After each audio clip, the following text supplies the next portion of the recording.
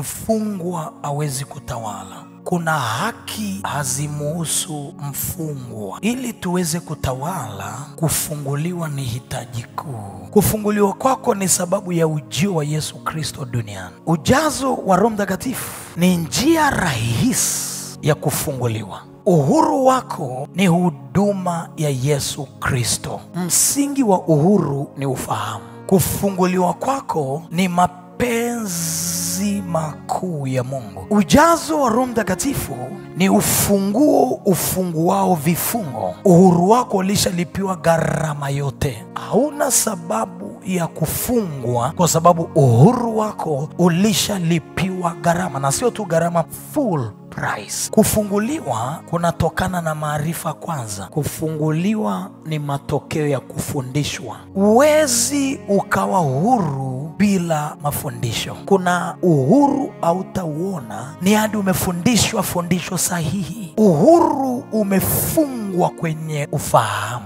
Ufahamu wa neno ni silaha kuu kwenye vita vya kiroho. Uhuru wa kweli huja kwa ufahamu.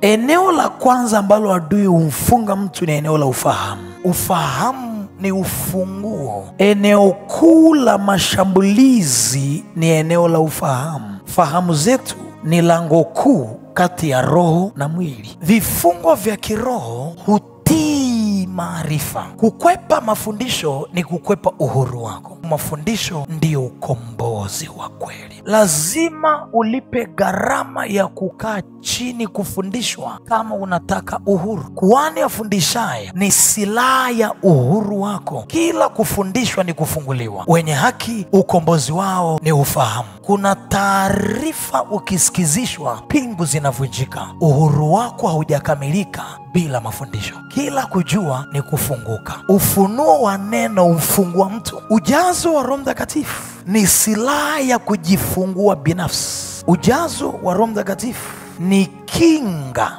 dhidi ya vifungo. Ujazo wa Roho Mtakatifu ni njia rahisi ya kuzishinda nguvu za giza. Hakuna kitu kinachomfungua mtu kama ujazo wa Roho Mtakatifu. Tumjae Roho Mtakatifu katika kiwango cha roho chafu kukosa nafasi. Inataka kumjaa Roho Mtakatifu ili kutawala. Roho Mtakatifu ndiye roho wa utawala. Haiwezekani kutawala bila roho wa utawala.